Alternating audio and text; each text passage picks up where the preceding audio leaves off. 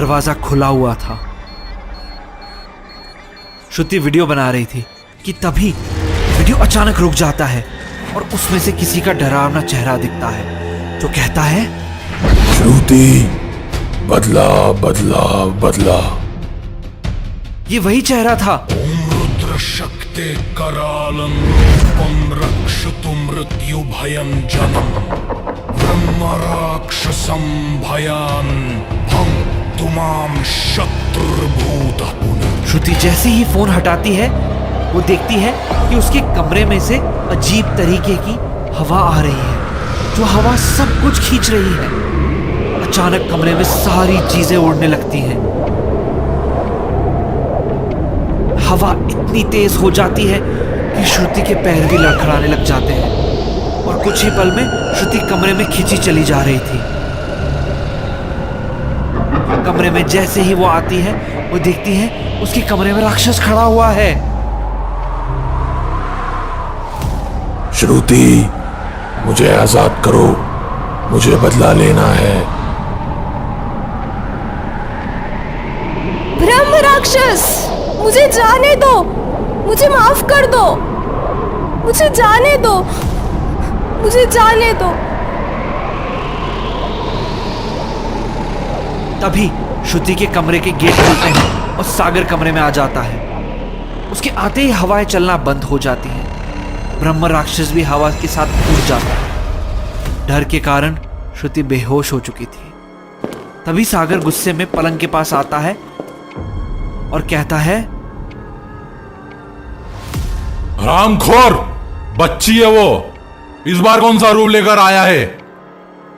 बदला चाहता है ना, तो आज फिर से वैसे ही मारूंगा जैसे तब मारा था।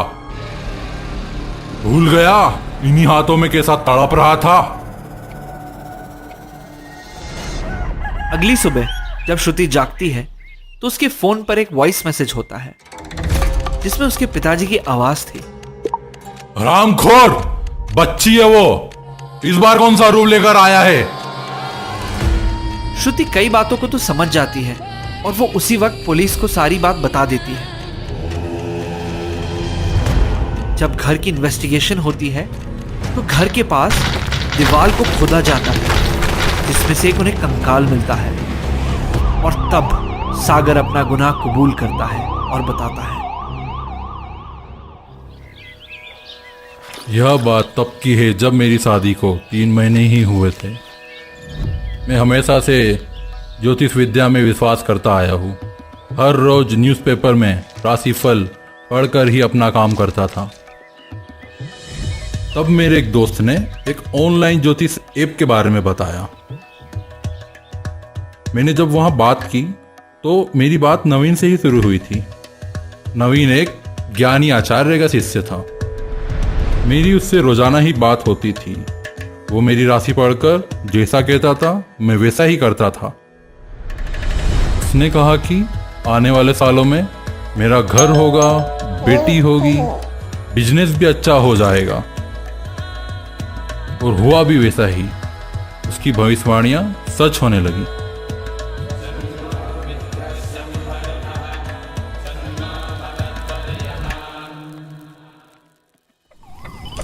लेकिन कुछ वक्त बाद एक एक्सीडेंट में मेरी पत्नी की मौत हो गई। मैं नवीन से बार बार पूछता कि तुमने मुझे जाने से रोका क्यों नहीं। उसके बाद रोजाना उससे यही सवाल पूछता। फिर एक दिन मैंने उसे घर बुलाया और पूछा तो वो चिढ़ गया और उसने कहा कि हर छोटी बात मुझसे पूछने की जरूरत नहीं है, मेरे पास सारे जवाब नहीं है। इसी पागलपन के कारण तुम्हारी बीवी भी मर गई। उसके बाद उसकी सारी भविष्यवाणियां झूठी निकलने लगी। मुझे उसके बाद से उस पर गुस्सा आने लगा था। मैं जब भी उससे बात करता था वो इसी तरह जवाब देता था। कुछ दिनों बाद मेरा बिजनेस लॉस होना शुरू हुआ और फिर एक दोपहर जब मैं घर आया तो देखा वो श्रुति के साथ कुछ घिनौनी हरकत कर रहा है। उसके बाद मैंने वही किया जो एक पिता को करना चाहिए था। कमरे में रखी कांच की बोतल उठाई और नवीन के सर पे दे मारी। उसके बाद कांच के टूटे हिस्से से घोप घोप कर मैंने उसे इन्हीं हाथों से मार दिया। किसी को शक ना हो, इसलिए दीवार में उसे छुपा दिया। Order in the court. सागर को हत्या के जुल्म में गिरफ्तार कर लिया जाता है और उसके घर को सील कर दिया था। श्रुति को उसके बाद भी ब्रह्म राक्षस डरावने सपने में आते हैं और उसे बार बार डराते थे। उसकी दिमागी स्थिति इस तरह खराब हो गई थी कि कुछ महीनों बाद उसे एक पागल खाने में छोड़ना पड़ा, जहां वो बस एक बात ही बोलती थी, बदला बदला बदला।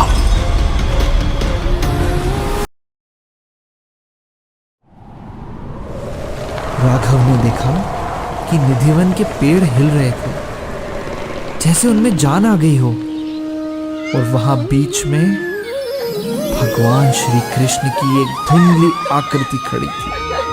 चारों ओर गोपियां नाच रही थी, एक अदृश्य संगीत बज रहा था और सब कुछ एक रहस्यमय रोशनी में डूबा हुआ था।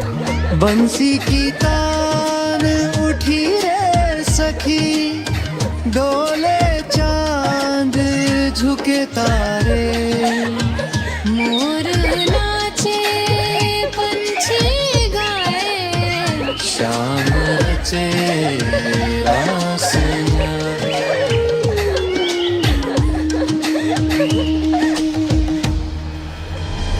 राघव की आंखों में अचानक जलन होने लगी, उसकी दृष्टि धुंधली होने लगी और उसकी आंखों से खून टपकने लगा।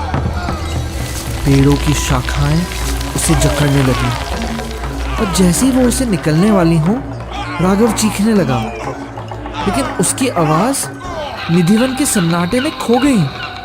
उसके मुंह से आवाज ही नहीं निकल रही थी। अब तक श्रेया के दिल में कई सवाल उठने लगे थे। तभी उसे निधिवन की तरफ से हल्की हल्की घंटियों की आवाज सुनाई देने लगी। श्रेया का दिल धड़कने लगा। उसे याद आया कि जब वे वृंदावन की कहानियों के बारे में बात कर रहे थे तो राघव ने निधिवन के रहस्यों को मजाक समझा था और कहा था कि वो इस बार खुद जाकर देखेगा। श्रेया ने निधिवन की तरफ भागना शुरू किया। वहां पहुंचकर उसने देखा कि वहां के दरवाजे बंद थे और मंदिर में सन्नाटा छाया हुआ था। अचानक उसने मंदिर के अंदर से हल्की सी आवाज सुनाई दी और उसे दिल की धड़कनें तेज हो गई। वो समझ चुकी थी कि राघव ने वही गलती कर दी है जिसे लोग दूर रहने की चेतावनी देते थे। रात की ठंडी हवा में पेड़ हिलने लगे थे और श्रेया को दूर से राघव की चीख सुनाई दी। अगली सुबह मंदिर के पुजारी ने राघव को बेहोश हालत में पाया। उसकी आंखें सूजी हुई थी और वो पागलों की तरह बड़बड़ा रहा था। रासलीला मैंने देखी रासलीला। निधिवन की रहस्यमय कहानियां हमें यह सिखाती हैं कि अत्यधिक जिज्ञासा और देवी शक्तियों के प्रति असम्मान घातक हो सकता है। राघव, जो निधिवन के रहस्य को सिर्फ गांव की कहानियां मानता था, अपनी जिज्ञासा के कारण रात में वहां प्रवेश करता है। वहां वो अकल्पनीय भय और देवी शक्तियों का साक्षात्कार करता है, जिससे उसकी जिंदगी कभी पहले जैसी नहीं रहती है। यह कहानी हमें यह सिखाती है कि कुछ रहस्य प्रकृति और अध्यात्म में छिपे रहते हैं, जिनका सम्मान करना और उन्हें स्वीकार करना ही हमारी सुरक्षा के लिए जरूरी है, क्योंकि हर जिज्ञासा सही नहीं होती।